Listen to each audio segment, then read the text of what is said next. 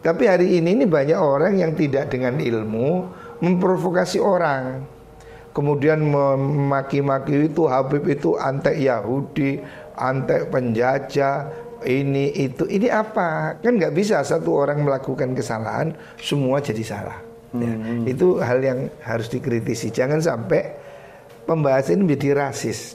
Jadi siapapun harus dinilai dia sebagai manusia. Dia keturunan apapun, kan kakeknya sama, keturunan Nabi Adam. Makanya kalau saya nggak pedulikan ini, sudahlah kita saling hormati aja. Anda boleh tidak percaya, boleh percaya, itu hal yang biasa. Penelitian itu sesuatu yang dihormati, tapi harus dengan standar ilmu. Diujinya di mana? Di kampus.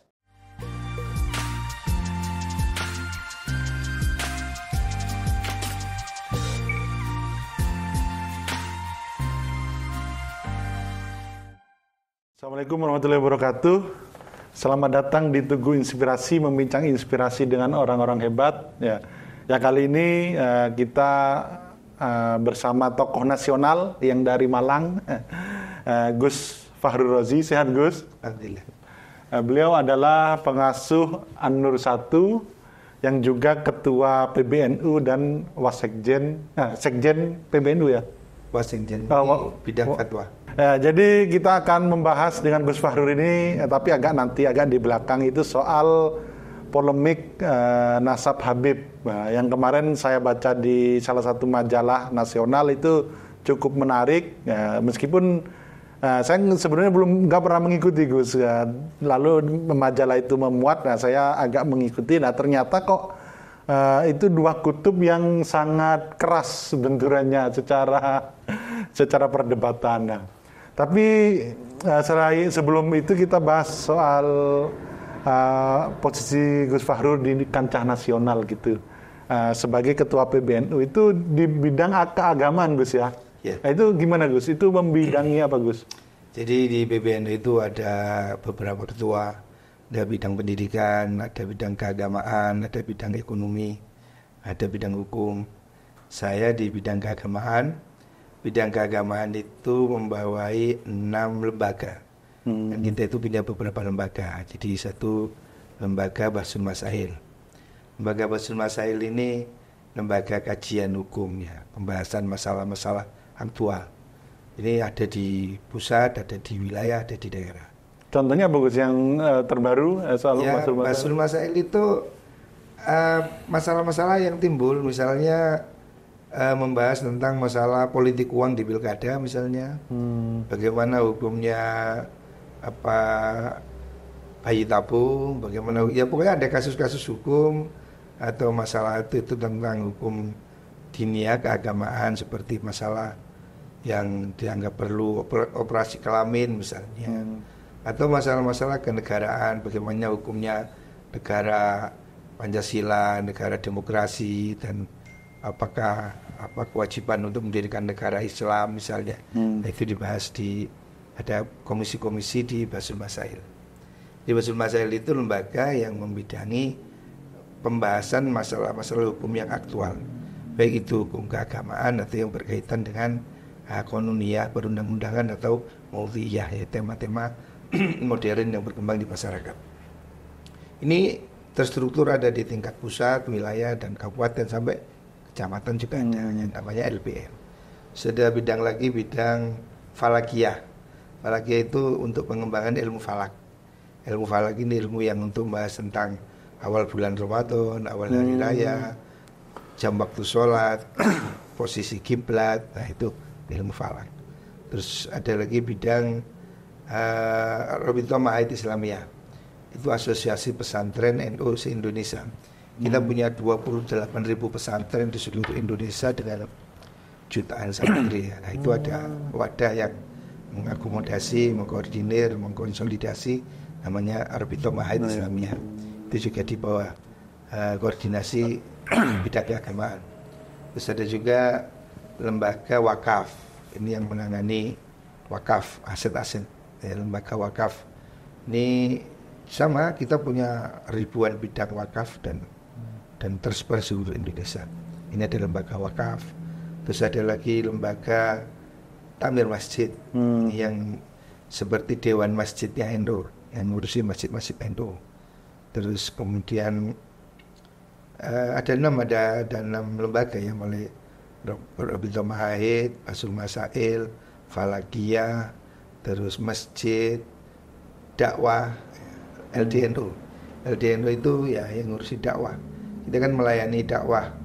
Kita permintaan khotib-khotib Jumat misalnya, atau kita ngisi. Kalau di Jakarta itu kantor-kantor itu ada minta kuliah zuhur siang, ada ceramah agama gitu di beberapa instansi, termasuk di stasiun televisi. Termasuk kita juga melayani dakwah di luar negeri. Kemarin saya baru pulang dari Taiwan. Kemarin kita kirim dai ke Taiwan. Ada 370.000 WNI di Taiwan. Nah, gitu kita punya NU cabang Taiwan di 13 kota. Nah, kita kemarin kirim dai ke sana. Kita juga kirim dai ke Hong Kong. Mana ada ratusan ribu orang Indonesia di Hong Kong. NU ini punya cabang di berbagai negara. Dan itu kalau bulan puasa kita biasanya kirim dai. Kemarin kita kirim ke Taiwan, Korea, Hong Kong, terus ke Australia, ke Timor Leste, terus yang lain. Gitu. Jadi Gus Fahrur baru periode ini ya di PBNU ya? Ya, jadi dulu saya sudah pernah 10 tahun di PBNU tahun 2004 sampai tahun 2015. Saya pernah menjadi wakil ketua RMI, itu Asosiasi Pesantren NU. Dulu saya juga pernah menjadi wakil ketua di Ma'arif. Ma'arif itu yang lembaga nangani sekolah-sekolah di PBNU juga. Jadi ini Gus ya, memang kalau ini kan ketua Gus ya, salah satu ketua ya, tangan kanannya Gus Yahya ya. Itu prestisnya dapat gitu Gus ya. Menjadi pengurus PBNU itu gimana Gus? Apa karena memang PBNU itu sangat besar sehingga itu ada prestis tersendiri? Ya, gimana Gus? Saya kira bukan soal prestis ya, ini soal pengabdian ya. Saya sudah 29 tahun mengabdi di NU.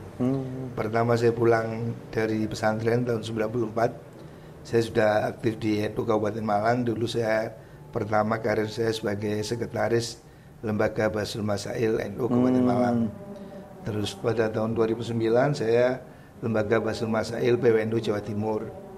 Terus kemudian saya pernah menjadi wakil sekretaris PWNU Jawa Timur, wakil ketua PWNU Jawa Timur. Jadi ada tahap-tahap yang dilalui.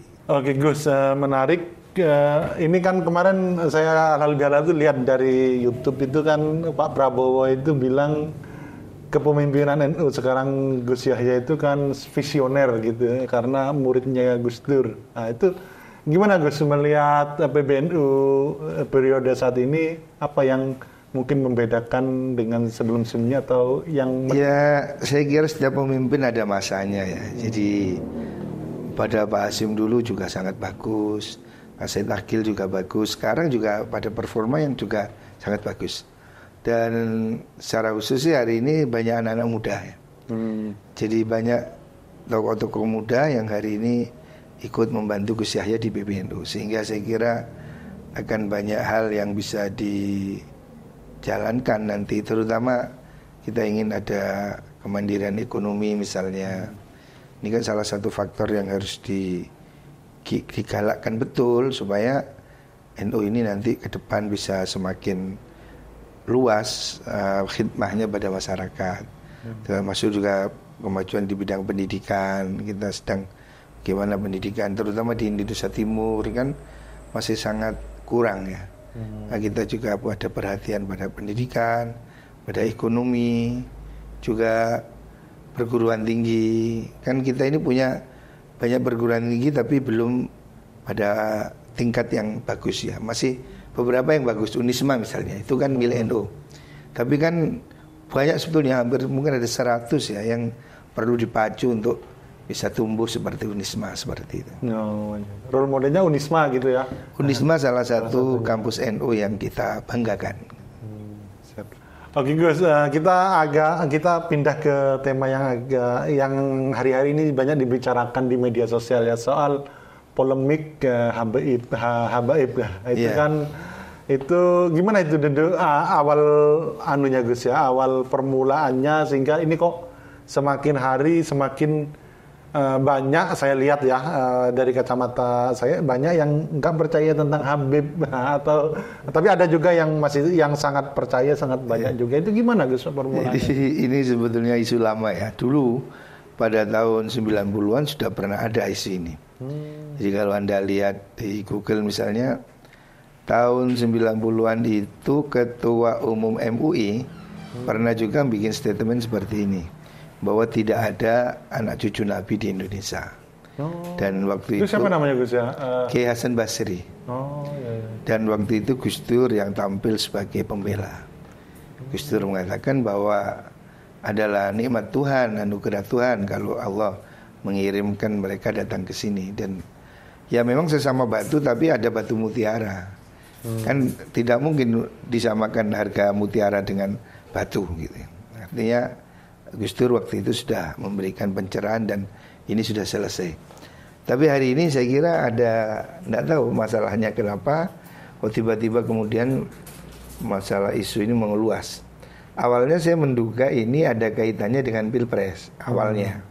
Makanya kita waktu itu nggak banyak menanggapi. Saya pikir ini bagian dari kegaduhan biasa kan menjelang pemilu itu ada remah-remahnya, ada dinamika.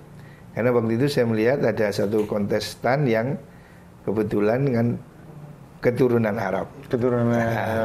Makanya ketika ada itu untuk agak menegasikan orang Arab kira-kira. Saya waktu itu mengira ini bagian dari kampanye untuk menimbulkan sentimen pada anti kelompok tertentu. Karena waktu itu saya lihat ada narasi yang dibangun imigran Yaman, anti Arab, Yaman ada agak rasismenya. Jadi seakan-akan dipisahkan ini pribumi non pribumi. Saya mengira waktu itu salah satu taktik yang sengaja didesain untuk membuat kampanye yang tidak sehat. Tetapi nyatanya sampai hari ini masih ada. Jika saya bingung juga ini sebetulnya siapa yang bermain dan untuk apa, saya nggak mengerti. Masalahnya sebetulnya sederhana. Kalau soal orang percaya tidak percaya itu tidak ada masalah. Itu bukan rukun Islam, bukan rukun iman yang wajib dipercaya semua orang. Artinya sebetulnya itu hal yang wajar saja. Dulu saya kira banyak juga yang sudah nggak percaya dan memang tidak semua harus percaya ya. Anda percaya boleh, tidak percaya boleh. Cuman bagi yang percaya itu kemudian kan dulu Said pernah mengatakan kita harus menghormati keturunan Nabi. Seperti kita menghormati keturunan kiai misalnya. Saya ini pada anak-anak kiai saya menghormati. Itu kan ya bagian dari seperti itu ya. Jadi kita menghormati guru misalnya. Tentu saja pada tahap-tahap atau fase takaran yang terukur ya. Tidak berarti membenarkan semua hal ya. Namanya menghormati itu kan tidak harus kemudian membabi buta juga tidak. Artinya ya kalaupun seperti saya sekarang misalnya, saya memang percaya bahwa nasab itu ada dan orang tua saya sejak dulu memang menghormati mereka. Tapi kadang ada juga kan menyalahgunakan, misalnya datang ke saya untuk jual sarung yang harganya 100.000 dengan 10 kali lipat misalnya, ya saya nggak mau. Oh ada? Ada ya, saya bilang enggak lah. Kalau Anda mau jual ya harga pasar. Kalau mau sedekah ya saya sedekah. Artinya hal seperti itu ada. Orang yang tidak tahu itu orang asli atau tidak asli. Saya curiga juga mungkin tidak asli. Bisa jadi orang itu keturunan India atau keturunan mana, saya tidak tahu, kan mirip-mirip aja ya. Lah yang seperti itu ya nggak bisa dilayani. Sekarang ini kan kemudian dikait-kaitkan soal nasab ini dengan ada yang dawir, minta-minta ya seperti tadi itu, atau ada kasus ini kasus itu. Lah ini yang menurut saya nggak fair. Kalau memang bicara nasab ya bicara nasab aja. Nah kalau soal bicara nasab ini kan harusnya kita berbicara itu dengan standar ilmu. Maksud saya standar ilmu itu ya harusnya diujinya di kampus. Misalnya tentang bagaimana landasan teorinya. Namanya ini kan penelitian, kan harus ada landasan teori. Terus metode apa? Ya. Jadi jangan digebiau ya soal perilaku Habib yang mungkin Habib yang menyimpang. Ya itu gitu ya. Sekarang ini saya melihat ini di Gebiauya ada kasus oknum Habib misalnya yang melakukan kesalahan atau yang ngawur atau apa, kemudian semuanya disalahkan. Nah ini yang menurut saya nggak fair ya. Nisbatnya ada anak kiai, kasus kan ada loh, kasus anak kiai pemerkosaan, ada kasus anak kiai narkoba, kan terus tidak boleh dibilang semua kiai jahat ya. Ya kasus ke kasus itu sebagai manusia pasti ada ya. Jadi harus dipisahkan mana itu soal perilaku, mana itu soal nasab. Kalau nasab ini kan berkaitan dengan ilmu, maka harus diuji apa sih metode untuk menentukan nasab itu. Mestinya kan mulainya dari sana, metodenya apa, terus teorinya apa, kemudian siapa yang berhak menentukan. Kan nggak bisa mas, kalau bukan ahli jantung ngobati penyakit jantung kan nggak boleh. Ini tukang urut kok mengoperasi kanker ya kan salah ya. Makanya saya mengatakan kalau mau dibahas ya harus ada ahlinya yang berbicara dengan kapasitas ilmu. Tapi hari ini banyak orang yang tidak dengan ilmu memprovokasi orang, kemudian memaki-maki itu Habib itu antek Yahudi, antek penjajah, ini itu, ini apa? Kan nggak bisa satu orang melakukan kesalahan semua jadi salah. Ya, itu hal yang harus dikritisi. Jangan sampai pembahasan ini menjadi rasis. Saya juga diwawancarai wartawan Tempo juga tentang ini ya. Saya bilang saya nggak mau rasis. Ya. Kita ini sudah menjadi satu warga negara. Mau dia keturunan Arab, mau keturunan Cina, mau keturunan Belanda, kan nggak boleh kita ini kok menjadi anti Arab. Ini sok ke Arab-Araban. Ya kan ada yang sok ke Korea-Koreaan, ada yang sok ke Amerika-Amerikaan, ada yang nggak masalah juga ya? Ya nggak salah toh. Ya. Kenapa kok kita harus anti Arab? Kenapa nggak anti Cina? Kenapa nggak anti Amerika? Kenapa nggak anti apalagi? Kan banyak etnis yang hidup di sini. Ya. Jadi jangan sampai kita ini menjadi orang yang anti keberagaman. Kita ini harus sudah menyatukan diri, Bhinneka Tunggal Ika, ya kan? Banyak suku yang hidup di sini yang kita harus menerima. Lah kalau kita ini terus anti yang berbau Arab, kenapa? Arab itu Habib, karena Arab itu teroris. Ya kalau Anda bilang begitu, Jepang itu Romusa, Eropa itu kafir, masa begitu? Cina itu komunis, masa boleh begitu? Kan nggak boleh. Jadi siapapun harus dinilai dia sebagai manusia. Dia keturunan apapun, kan kakeknya sama. Keturunan Nabi Adam. Makanya kalau saya nggak pedulikan ini, sudahlah kita saling hormati aja. Anda boleh tidak percaya, boleh percaya, itu hal yang biasa. Penelitian itu sesuatu yang dihormati, tapi harus dengan standar ilmu. Diujinya di mana? Di kampus. Datangkan profesor, ada skor berapa itu nilainya, bagaimana landasannya benar apa tidak, metodenya benar apa enggak gitu loh. Sekarang ini kan sesuatu yang katanya ilmiah tapi kemudian dibuat narasi ke panggung-panggung yang untuk membenci kelompok. Nah ini yang nggak boleh. Tapi kalau soal Anda tidak percaya, itu saya hormati, itu tidak ada masalah. Jadi polemik soal Habib ini cukup dihentikan, kira-kira yang harus dihentikan. Jadi begini, yang harus dihentikan itu ekses kebenciannya. Kalau orang meneliti itu boleh, siapa melarang orang meneliti? Dan menurut Gus Fahrur ini sudah penelitiannya itu sudah sangat rasional nggak, sehingga mereka menganggap Habib di Indonesia itu yang dari Yaman itu bukan keturunan Nabi, itu sudah masuk akal nggak Gus? Sudah rasional nggak Gus? Kalau saya sih tidak sependapat.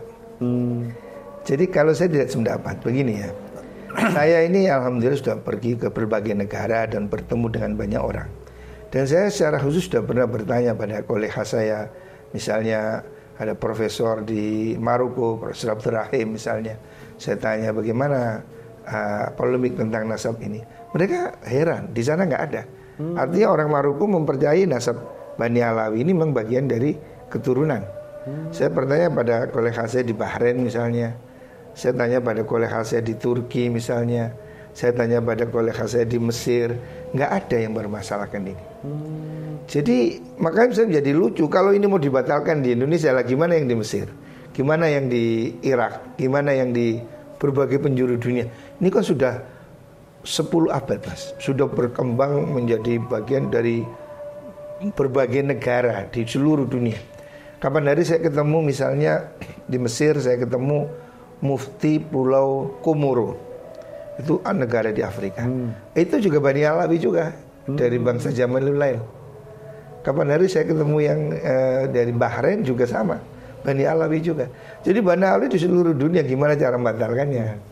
Dan di luar negeri Habib itu juga dihormati gitu Gus ya, atau? Iya dihormati, tapi ya bagi yang percaya juga. Artinya cuma di sana memang tidak ada apa ya kayak penghormatan yang berlebihan seperti kita semua orang. Tapi secara person bagi yang mengetahui itu dihormati. Buktinya begini, Profesor Ali Jum'ah misalnya, itu mufti Mesir, dia sangat menghormati misalnya kepada Habib Umar. Kan dia tahu kan Habib Umar itu Alawi dari Yaman. Misalnya Profesor Ramadan Buti Syria misalnya, dia menghormati Habib Ali Al-Jufri misalnya. Artinya mereka saling menghormati, mereka mengerti bagaimana cara menghormati keluarga Nabi. Orang-orang berilmu mengerti itu. Tapi orang awam di masyarakat itu ya biasa ya, yang dagang ya dagang, yang tani ya tani. Artinya ya bagi masyarakat umum ya biasa-biasa aja. Tapi pada kalangan ilmu saya melihat mereka dihormati karena memang ada hadisnya seperti itu. Gimana itu hadisnya Gus? Jadi Nabi mengatakan, saya meninggalkan kamu dua hal, yaitu Al-Quran dan keluarga saya. Jadi saya akan melihat kamu, bagaimana kamu perlakukan mereka. Makanya kita mempunyai tradisi menghormati itu. Sekarang kan masalahnya mereka yang sekarang menolak itu tidak mengakui dia gitu loh. Semua orang di dunia ini menurut saya ya, semua orang Islam pasti menghormati. Nah sekarang ini yang sedang polemik itu karena dia merasa kamu bukan gitu loh. Kamu bukan, sehingga nggak perlu dihormati. Sehingga saya nggak berhormati karena saya nggak percaya gitu loh Pak. Ya. Kalau saya tahu bapak anak kiai saya pasti hormat. Tapi kemudian kalau ada orang datang, saya ngaku anaknya, wah saya nggak percaya kamu anaknya, pasti tidak saya hormati. Nah, seperti itu sekarang ini. Jadi nggak masalah ketika nggak menebar kebencian tadi itu Gus? Iya, jadi sebetulnya nggak ada masalah, orang nggak percaya juga boleh. Tetapi jangan kemudian masalah ini terus bias kemana-mana, dikaitkan dengan penjajah misalnya. Itu kan logical fallacy itu namanya. Kasus masa lalu dihukumi dengan kasus hari ini. Bahwa dulu ada mufti Batavia yang bekerja dengan penjajah, karena penguasa waktu itu kan memang penjajah. Nggak bisa dihukumi dengan kondisi hari ini kita merdeka. Ini kan nggak bisa membaca masa lalu dengan fakta hari ini. Ini kan logical fallacy namanya. Jadi ini yang kemudian dikait-kaitkan dengan hal yang ada. Maksudnya ada kasus pelecehan seksual, ada kasus pemalsuan makam. Itu kan orang ke orang, ya. Tidak menjadi agenda. Ada orang misalnya ngomong salah tentang sejarah NU, ya dia kan nggak bisa tuh semuanya disalahkan ya. Nah ini yang saya pikir masyarakat kita harus mulai dewasa. Jangan terlalu percaya pada konten-konten yang tidak bertanggung jawab. Karena hari ini saya lihat banyak sekali konten-konten yang sengaja dipelintir, atau memang mereka istilahnya ya Hasim dulu seperti lele, rezekinya di air keruh. Jadi gitu ya. Jadi katanya Ki Hasim dulu ada manusia ini tipenya lele. Jadi dia rezekinya itu kalau keruh, dia bikin keruh terus sehingga konten dia lancar. Ada saya melihat orang yang selalu bikin konten begitu-begitu. Saya sendiri aja, karena saya kemarin ada satu Zoom di mana pada suka itu, banyak ada puluhan konten yang maki-maki saya dan tidak ada yang saya buka sama sekali. Karena saya menganggap ya itu sampah. Jadi saya nggak mau buka, dikirim ke saya blokir, dikirim saya delete, selesai. Ngapain saya mikirin mereka? Oke Gus, yang beredar itu soalnya mereka itu menganggap sedang memperjuangkan kebenaran kira-kira. Ya. Itu, padahal kebenaran itu kan relatif juga. Relatif. Jadi kita ini boleh benar, tapi kan nggak boleh menilai semua orang yang salah kan. Jadi kita harus bisa berbagi ruang kebenaran dengan orang lain. Kita harus bisa berbagi tafsir kebenaran. Jangan kita menjadi hakim bagi kebenaran orang. Itu pengasongnya ini, pengasong isu ini merasa dirinya paling benar, semua orang salah. Nah ini yang saya tidak setuju. Boleh jadi Anda benar menurut Anda, ya kan? Kita ini kan biasa Mas, dalam beragama ini menerima banyak perbedaannya. Makanya ada 4 mazhab. Kalau satu mazhab pun ada beberapa qaul, misalnya menyentuh wanita itu batal wudu apa enggak? Ada yang mengatakan batal, ada yang mengatakan tidak batal, ada yang mengatakan batal kalau syahwat. Itu kan biasa. Artinya yang membatalkan dan tidak batal kan tidak perlu maki-maki. Ada yang gunut, ada yang tidak gunut, itu kan biasa. Bukan berarti yang kunut ini muslim, yang tidak kunut kafir juga tidak gitu. Jadi kita harus membiasakan diri beragama ini untuk bisa memberi ruang, tidak memonopoli kebenaran. Bahwasanya jangan menganut kebenaran tunggal. Saya paling benar, yang lain salah. Ini yang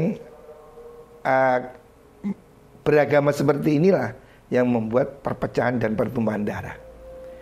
Ini faham yang dikembangkan dulu oleh orang Wahabi di Saudi Arabia. Selain dia itu musyrik, selain dia kafir, akhirnya kan banyak orang kemudian menjadi korban persekusi karena ini kan. Konon pada waktu itu ada beberapa orang terbunuh di Saudi itu gara-gara dogma itu, bahwa yang lain salah, yang selain saya itu musyrik. Orang kuburan musyrik, orang ngadain maulid musyrik, bid'ah. Inilah, ini nggak boleh gitu. Jadi jangan memonopoli kebenaran. Anda boleh benar, tapi tidak berarti orang lain salah gitu. Jadi Anda boleh bangga, tapi tidak boleh sombong, ya kan? Ini sekarang ini kan sudah sombong, saya benar, ente semua salah. Gimana? Jadi dalam konteks ini anunya sangat tipis saja Gus ya. Maksudnya gini, maksudnya antara menghormati, menyayangi dengan mendewa-dewakan. Nah, itu anunya tipis saja Gus ya. Iya, jadi gini, seperti kita menghormati Nabi, kita harus. Tapi kan nggak boleh nyembah Nabi. Kalau nyembah Nabi itu akhirnya kita menjadi ada Tuhan anak. Nggak boleh, ya kan? Nabi bukan Tuhan. Tapi Nabi tentu harus tetap dihormati, dia sebagai seorang Nabi, gitu ya. Jadi menghormati itu ada kadarnya ya. Bukan mengkultuskan, bukan membenarkan semua hal ya. Soal benar salah itu ya tetap pada standar ilmu. Kalau dia salah, anak siapapun ya salah. Jangan karena anaknya ini boleh nggak sholat ya nggak boleh. Mau anaknya Nabi, mau anaknya kiai, mau anaknya wali, ya harus sholat. Kok ada nggak sholat? Ya Anda salah gitu aja. Jadi sebetulnya beragama ini rasional kok. Bahwa ada anjuran untuk menghormati keluarga Nabi, ya. Tetapi tentu saja tidak berarti menjadi sangat ekstrem, semuanya benar juga tidak.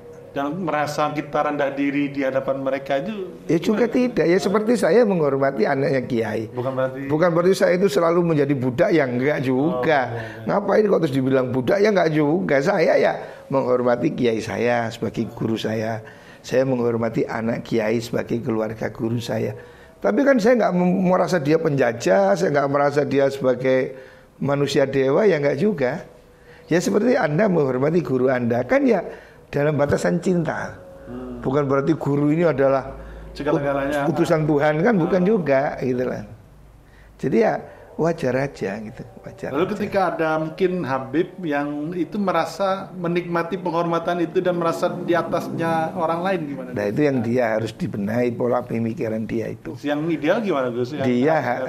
Manusia yang baik itu orang yang mulia dan dia membangun kemuliaan untuk dirinya. Bukan orang yang membanggakan bapaknya. Kata Sayyidina Ali ya, kakek moyang dia.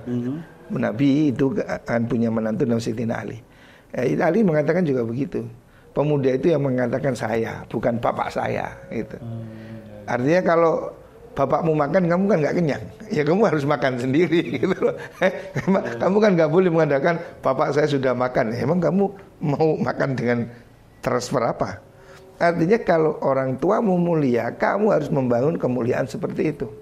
Anak jenderal jadi jenderal, jangan anak jenderal jadi hansip. Loh kan mau bangga loh, untuk apa dibanggakan kamu nggak sama dengan bapakmu? Jadi dia itu boleh bangga kalau dia sebaik orang tuanya. Nah tukang kayu jadi presiden. Itu baru. Artinya bahwa anak macan jangan jadi kerah. Itu kalau istilah Arab begitu. Kalau sebuah kaum itu telah jadi bodoh, maka anak macan jadi kerah. Jadi anak macan harus jadi macan, jangan anak macan jadi kera. Itu tidak boleh. Gitu. Oke Gus, tapi nggak tahu ini perasaan saya atau enggak ya. Mungkin 10 sampai 5 tahun belakang ini masyarakat, kecintaan masyarakat terhadap Habib itu memang meningkat gitu Gus. Sebelum adanya serangan dari Gus Imad itu. Itu menurut saya di masyarakat nyata nggak Gus? Dan itu apakah mengurangi eksistensi Kiai Pribumi atau gimana Gus itu Gus? Saya kira kalau saya sih berpikir positif ya. Orang itu pasti kalau dihormati itu ya karena dia punya kelebihannya. Buktinya banyak gus-gus yang anak-anak pribumi seperti Gus Ikdam misalnya. Ya bukan anak Habib juga dihormati jauh melebihi Habib. Gus semana itu, Gus Baha, Gus Miftah, Gus siapa. Ya artinya orang itu kalau punya kelebihan dia pasti dihormati. Jadi nggak usah kita menjadi iri atau rebutan panggung istilahnya kan malu gitu. Jadi ya kalau mereka tidak ada ilmu juga nggak akan dihormati orang. Ya masyarakat juga akan rasional. Memang akhir-akhir itu agak marah mungkin karena faktor ini aja loh, majelis-majelis sholawat. Memang majelis-majelis sholawat itu biasanya kan selalu mendatangkan Habib. Ya nggak ada masalah. Toh majelis yang lain juga rame juga, dangdutan ya rame, seleng ya rame. Ngapain sih kita kok mesti ngeributin? Kalau misalnya ada majelis sholawat rame ya bersyukurlah. Daripada yang rame bandengan gitu. Bandengan juga rame, dangdutan ya rame, seleng ya rame. Itu kan semua punya penggemar sendiri-sendiri. Kalau kita positif ya Anda bikin pengajian sendiri yang rame. Contoh Gus Ikdam, hajinya setiap minggu 15.000, 20.000 orang. Lah kan dia membangun dirinya sendiri. Dari seorang anak kiai kampung, saya tahu rumahnya karena ada ipar saya, kiai sederhana di desa, membangun dirinya seperti hari ini menjadi tokoh nasional, menjadi artis Gus banyak. Dan itu banyak dilakukan. Jadi menurut saya kita yang harus berhati bersih ya. Jangan ada kecemburuan dengan sesama pejuang. Jangan ada rasa benci pada sesama umat Islam. Kita ini kan selalu berdoa, Al-Quran mengajarkan wala taj'al fi qulubina ghillan lilladzina amanu. Ya Allah jangan jadikan di hati saya kebencian, ketidaksenangan pada orang beriman. Kita pasti harus positif. Kalau kita melihat majelis sholawat ramai, alhamdulillah kita bersyukur. Orang mau datang sholawatan daripada orang datang bandengan misalnya, daripada orang datang ludrukan atau dangdutan yang punya, ya itu punya pasar sendiri lah. Jadi kalau saya tidak takut, kalau saya tidak merasa bahwa Habib itu akan mengikis dominasi Kiai, enggak. Kalau saya tidak percaya. Ya, jadi bagaimana kita itu membangun value diri kira-kira gitu. Betul. Jadi kalau begini Mas, kita ini sebagai orang beriman harus percaya bahwa derajat pangkat itu datangnya dari Allah. Ya, nggak bisa nggak bisa direkayasa. Ya contohnya saya lihat Gus Baha misalnya, seorang kiai kampung hidup di desa, pidato bahasa Jawa, viralnya sedemikian rupa, ya kan? Sementara mungkin ada orang yang bahasanya lebih fasih, lebih canggih, teorinya lebih top, mungkin tidak seperti dia. Ya, jadi kita meyakini Tuhan itu memberi kehormatan pada orang yang Dia kehendaki. Tu'til mulka man tasya, ya kan? Kekuasaan, kejayaan, kepangkatan itu datangnya dari Allah. Ya Anda mau kampanye seperti apapun kalau bukan derajatnya ya kalah. Ya kan? Ini ada yang telaten 4 kali baru menang kayak Pak Prabowo. Jadi ini takdirnya dia. Jadi sudah jangan kemudian kita berpikir negatif. Ya memang Tuhan mungkin menyayangi karena dia sudah 4 kali berjuang. Ya Bu Khofifah itu 3 kali pilgub jadi. Ya itu sebagai kehendak Allah sudah. Jadi Gus Ipul cuma baru sekali. Gus Ipul ya kalah ya sudah ya memang takdirnya segitu. Artinya kita nggak usah mencari kambing hitam kalau ada orang lebih hebat dari kita. Itu nggak perlu kita kemudian mencari alasan untuk kita jelekin orang. Justru kita harus lebih positif. Kenapa dia bisa begitu? Kan gitu. Diri. Kita introspeksi gitu loh. Kalau warung orang lebih ramai, kita kan mesti lihat servisnya gimana, harganya gimana, layannya gimana. Bukan terus menebar, wah itu ada tuyulnya, wah itu apa yang halal, yang klinik mistik itu dukun, kan nggak perlu. Ya, jadi dengan jelekan orang tidak akan menjadikan diri kita jadi baik, ya kan. Jadi itu yang ingin saya bilang bahwa ayolah sesama umat Islam ini yang rukun. Sesama umat Islam, mereka Habib itu juga Muslim kan, dan mereka juga nggak bisa milih Mas, jadi Habib atau tidak itu kan nggak bisa milih. Sampean kan nggak bisa milih kenapa jadi anak orang Jawa. Kalau boleh milih saya kepingin jadi anak orang Cina aja. Bisa jadi 9 naga. Artinya keturunan ini kan kehendak Tuhan ya. Anda lahir jadi Arab atau jadi Jawa atau jadi Cina atau jadi apa, nggak ada yang harus dipertentangkan gitu. Artinya kita kemudian jangan membenci satu kelompok tertentu. Memang Tuhan ciptakan mereka ini berbeda-beda kan. Dari Al-Quran mengatakan inna khalaqnakum min dzakarin wa unsa wa ja'alnakum syu'uban wa qabaila lita'arafu. Memang Tuhan ciptakan kamu itu berbeda-beda kelompok, berbeda suku, ya kan? Lita'arafu supaya saling mengenal. Jadi jangan ada kebencian terhadap ras tertentu, kelompok tertentu, dan jangan perilaku oknum dijadikan untuk mengeneralisir semuanya jadi jelek. Saya melihat banyak loh Mas, itu orang Habib itu jenderal, emang nggak ada. Banyak yang jadi tentara, yang jadi polisi, yang jadi dokter, yang jadi pengusaha, yang jadi konglomerat. Artinya mau lihat yang baik. Saya kemarin saya bilang, kok Anda lihatnya yang jelek ya? Saya lihatnya yang baik. Jadi orang itu tergantung sudut pandang Mas. Seperti cerita Buya Hamka ke Amerika. Ada orang datang sama Buya Hamka. Dia bilang, Buya Hamka, ternyata di Mekah pun ada pelacur. Apa kata Buya Hamka? Oh iya, saya tidak tahu. Saya lihat di Amerika tidak ada. Buya Hamka, saya baru datang dari New York, saya baru datang dari dari Washington. Di sana nggak ada pelacuran. Orang itu kaget, masa Buya di Arab aja ada kok, mau di Amerika nggak ada. Kata Buya Hamka, orang itu akan ditunjukkan apa yang dia inginkan. Kalaupun Anda pergi ke Mekah cari pelacur, ya mungkin Anda nemu pelacur. Kalaupun Anda pergi ke Amerika, Anda mencari orang ilmuwan, ya Anda ketemunya ilmuwan, gitu loh Mas. Jadi pikiran dan hati itu sangat penting. Iya, sekarang ini mindset orang yang menilai itu jadi jelek. Bukan orangnya yang jelek. Saya ini ketemu mereka yang berhati baik, yang tawadu, yang alim. Saya pernah satu kamar misalnya dengan Habib Husin Asgaf Gresik. Itu orang alim, orang yang wirai, orang yang zuhud, orang yang sangat dihormati di Gresik. Tapi saya tahu dia pergi umroh sama saya, pergian sama saya, satu kamar sama saya. Dia sholat itu makmum sama saya, maksa saya jadi imam. Padahal saya tahu dia seorang ulama besar, dia seorang alim, dia orang yang jauh lebih tua dari saya. Tapi selama pergi sama saya, sholat makmum sama saya. Coba, ya kan? Itu ketawaduan atau gimana Gus? Ya itu orang tawadus kan, dia bilang, enggak Beb, ampun Beb, saya enggak mau Beb, enggak. Dia bilang saya ini ada pelat, dia merasa kurang fasih. Maka dia minta saya jadi imam. Artinya orang yang baik itu banyak Mas. Jadi tergantung orangnya lihat sudutnya yang mana ya. Dulu Nabi Isa itu pernah berjalan dengan 3 sahabatnya melihat bangkai anjing. Yang satu bilang, wah alangkah busuk baunya. Yang satu bilang alangkah jorok rupanya. Yang satu alangkah jijik. Nabi Isa bilang apa? Alangkah putih warna giginya. Artinya selalu ada sudut positif yang bisa kita lihat gitu loh Mas. Jadi sekarang ini jangan terus dilihat semua jelek, Habib jelek, enggak saya bilang. Mungkin ada yang jelek, mungkin ada yang nakal. Kiai juga sama, kalau mau jujur ayo pergi ke penjara Lowowaru. Ada berapa kiai yang dihukum? Ada berapa Gus yang ditahan? Jangan pura-pura nggak tahu lah. Banyak Mas kasus ini Mas. Kasus kiai ada, kasus Gus ada, kasus ustadz ada. Tapi kan tidak boleh terus kita bilang semua kiai bangsat. Anda tahu rekor pemerkosa terbesar yang di Bandung itu? Emang Habib ya?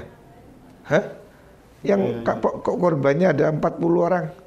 Sebuah pesantren di Bandung yang terus dituntut hukuman mati. Emang dia Arab? Bukan. Jadi kita mesti jujur lah. Jadi jangan kita itu terus menjelekkan semua orang karena perilaku sebagian orang ya. Jadi saya kepinginnya begini.